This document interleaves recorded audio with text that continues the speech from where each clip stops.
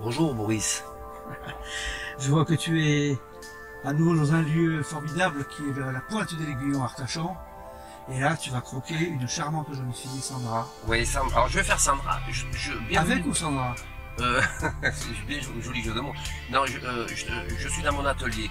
Si tu veux, les gens me demandent où on pourrait visiter ton atelier. Et il me dit il est où. Alors je leur dis c'est de tel arbre à tel arbre ou de tel voilier à tel bateau. Donc voilà, je suis un peintre de rue. Alors Loulou, on te connaît comme le loup blanc, comme on dit, Oui. sur Arcachon et la région. Oui. Tu as commencé à peindre à partir de quel moment? Enfin, je suis pas né avec des pinceaux, mais je suis né avec des crayons. Mon père il faisait du dessin industriel. Donc j'ai toujours vécu au milieu de... Là je peux t'en parler pendant des heures. Je vécu au milieu d'outils, de pinceaux, de crayons, de ciseaux. Ma maman était modiste, mon papa était entrepreneur de maçonnerie et dessinateur industriel, mon frère était tailleur de pierre. On remonte jusqu'à une 7-8 générations de tailleurs de pierre, on faisait des églises, mes ancêtres faisaient des églises dans la région. Sur ça, l'église du Barp a été faite par un de mes ancêtres, donc j'ai vécu au milieu de tout ce qui est outils. Hop, je me reconcentre, hop, je vais là. Oui, donc voilà, donc depuis toujours, j'ai toujours eu un crayon ou un outil à la main. Comme j'étais pas très bon à l'école, donc il fallait que je m'exprime différemment, ou par le sport, ou par le dessin. Ça a été ton premier boulot? Tu as fait autre chose que... Non, j'ai toujours travaillé ailleurs, mon côté alimentaire, parce que bon, vivre de la peinture c'est très dur. Et il fallait nourrir une famille et tout. Donc j'assurais les arrières par mon boulot, je travaillais dans la restauration. Et à côté de ça, je pouvais m'exprimer par la peinture. Et qui m'a toujours sauvé, m'a toujours permis de... qui m'a toujours permis de survivre et puis de m'exprimer. C'est ma manière d'échanger avec les gens. Et d'arrêter. Souvent j'essaie d'analyser pourquoi je fais ça. C'est un peu pour arrêter le temps. Je vois le temps défiler. Je me dis, j'ai peur de gaspiller le temps. Donc je l'arrête en faisant des polaroids de mes peintures. C'est qu'après que je vois si on pouvait tous les aligner sur un seul temps, on pourrait voir différentes parties de ma vie. C'est bien, il y a un blanc, il y a une mouette qui passe. Effectivement, les mouettes, ça fait partie du bassin. Oui. Ce bassin d'Arcachon, donc, c'était arrivé de le quitter, de partir ailleurs, voir ce qui se passait à Narbonne, ce qui se passait à Marseille, j'ai toujours voulu voyager. J'ai toujours voulu voyager et en fin de compte, bon, j'ai fait quelques petits voyages de courte durée et tout, mais je suis quand même resté toujours dans le... Ça m'a toujours ramené entre la vallée de l'Eyre et le bassin. Je me suis toujours situé en général... déjà le fait de partir de Salles, de mon petit village, c'était un long voyage de venir jusqu'à Arcachon.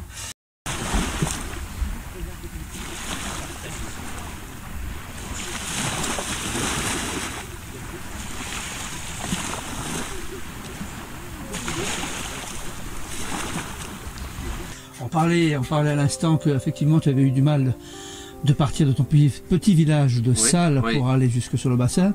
Et là tout d'un coup tu me parles d'Inde le pays. Oui, l'Inde le pays, oui. Et, qui t'attire? Ouais. Les couleurs, je sais pas, le Gange, leur religion, je sais pas, il y a quelque chose... Tu sais, il y a quelque chose qui n'a rien à voir avec peut-être mes origines, parce que j'ai du sang mêlé. Mais j'ai plus du sang mort, moi. Tu vois, j'ai des... De toute façon, tu es plus sadou qu'un dur. Oui. Mais je sais pas, c'est peut-être pour ça que je me laisse pousser la barbe. Pour ressembler à un sadou. Peut-être, ouais. Peut-être pour... je pense que là-bas, je serais peut-être pas un étranger avec... chez eux, ouais, je sais pas, c'est quelque chose que tu peux pas, que tu ressens et ouais, donc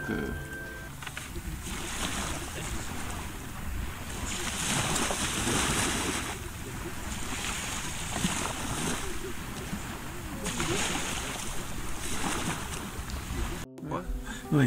Alors tu sais, donc, Loulou, tu sais que l'Inde, tu l'as quand même sur le bassin d'Arcachon. C'est-à-dire que, enfin, moi, ayant voyagé un peu en Inde, je peux te dire qu'on a les mêmes lumières. On a les mêmes lumières. Je crois que c'est par ça que tu dois être capté, à mon avis. Alors, je vais te dire. Tu as des lumières de brume, tu as des lumières d'automne qui ressemblent à l'Inde. Il y a un vieux pêcheur qui était sur le bassin, et un jour, il y a eu une émission de télé c'était sur les premières chaînes, c'était en noir et blanc, et je l'ai vu, et le gars, il était de Gujan, il disait, je comprends pas, les gens, ils veulent aller en Afrique et tout ça et tout, et il disait que chaque fois qu'il allait sur le bassin, c'était jamais les mêmes images. Il n'y avait pas besoin d'aller faire le tour du monde pour retrouver. C'est exactement ce que tu me dis. C'est exactement comme quand tu descends la Leyre, tu dois être en Amazonie, exactement, avec des fougères qui en finissent plus, ces chaînes qui traversent la Leyre et tout ça et tout. Et donc moi, c'est mon enfance, c'est passé là-dessus. Depuis tout petit, j'étais dans les canoës, à nager dans la Leyre et tout, et d'être au bassin. Tout est un voyage, hein. Mais il faut savoir le capter, il faut savoir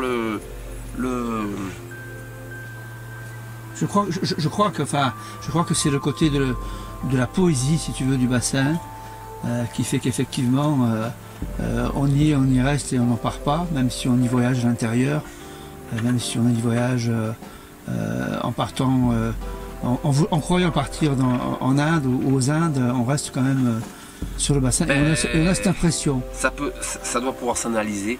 Ouais. Ça devrait pouvoir s'analyser, mais pour ça il faut y aller, il faut aller voir pour faire la comparaison, et évidemment qu'une vie suffirait pas pour faire le tour du monde et tout ça et tout.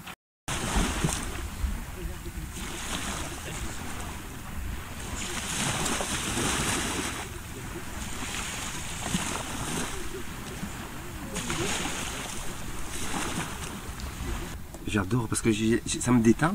Alors que là, tu vois, parler en même temps et tout, mais j'adore parce que je leur dis aux gens, ça ne vous ressemble pas, mais pour moi, c'est ce que je vois de la personne. Je peins l'âme. Voilà, je peins l'âme des gens, et ce qui m'intéresse, c'est que je fais un équilibre de couleurs. Je fais et qui donne. C'est pas abstrait, mais c'est comme si on avait peint avec les doigts. Je peux peindre des deux mains, je tiens mes pinceaux Mon papa, il était gaucher, donc quand il était petit, on lui a fait écrire des deux mains. Alors il gommait, c'était rigolo parce que je le voyais sur sa table à dessin. Il gommait et il écrivait d'une main, il ne changeait pas de main pour gommer ses plans industriels. Et il me disait, tes maisons elles tombent toutes, mes bateaux ils coulent tous, mais je fais exprès. Et lui était beaucoup plus académique. C'est Picasso qui disait, vous êtes sûr que la dame ça lui ressemble? Alors Picasso il disait, je la sors toujours cette anecdote, il disait, vous inquiétez pas, elle fera tout pour ressembler à mon dessin. Elle gardera l'écharpe ou elle gardera les lunettes comme ça pour dire, vous avez vu, c'est lui qui m'a fait. Mais je sais pas, moi il y a quelque chose, c'est un peu comme, je peins, je leur dis aux gens, je peins, c'est comme si vous n'avez jamais vu la personne et je vous montre le dessin et vous la faites rentrer dans votre bureau sur un entretien et vous avez déjà vous n'êtes pas surpris sur la personne. Loulou, oui. On arrive à la fin de l'interview. Dis-moi. C'est vrai que tu es intarissable, donc on en aurait jusqu'à la prochaine lune. Le mois d'octobre d'ailleurs c'était à moi avec 3 lunes il paraît. Donc je sais pas. Voilà, donc là c'est la pleine lune. Alors les champignons alors. C'est la pleine marée, là, on a la pleine marée. Nous sommes effectivement d'un peu plus loin, même si j'habite à Arcachon, nous sommes maintenant basés sur Bazas. Oui, tu es un enfant d'Arcachon. Voilà, mais je suis un enfant d'Arcachon. Et on va t'inviter quand même pour le bœuf gras à Bazas. D'abord, j'aime la viande rouge. Voilà. Je connais par réputation, tu sais, comme dans petit village, j'ai un boucher qui vend de la basanaise. Donc je suis pas nourri à la basanaise, mais j'aime bien, je suis un amateur inconditionnel de la viande de Bazas. Et ça me plairait de peindre votre ville, de peindre les gens, de prendre la température dans votre jolie petite ville, dans votre belle place, vos arcades, et de traîner sur les terrasses de café et de croquer. Alors si effectivement, puisqu'on est en période de ce fichu Covid virus là, le mois de février, c'est à la fin du mois de février, donc les fêtes du bœuf de Bazas. Tu y seras bien entendu convié. Tu y seras convié pour dessiner, peindre. Tu y seras convié pour exposer aussi au sein de la petite galerie que nous avons place de la cathédrale. Oui. Et puis nous ferons la fête ensemble. Eh bien, l'invitation est prise et avec grand plaisir. Et ça me fait plaisir. À bientôt. Et puis qu'on se porte bien. Merci beaucoup, Loulou. Plein de créativité. Merci beaucoup. Merci. Et puis surtout, merci pour les portraits. Oui.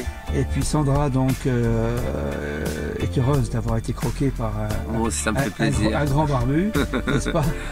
Et puis, donc, effectivement... après le confinement. Voilà, après le confinement, nous aurons peut-être l'occasion aussi de bosser ensemble avec les éditions Tagada. Le trait sera encore plus fou. Pourquoi pas faire un bouquin sur Loulou? Allez, pourquoi pas. Les éditions Tagada donc, seront... avec plaisir. Auront plaisir, justement, à s'éditer. C'est gentil. À très bientôt, merci. Merci, Maurice.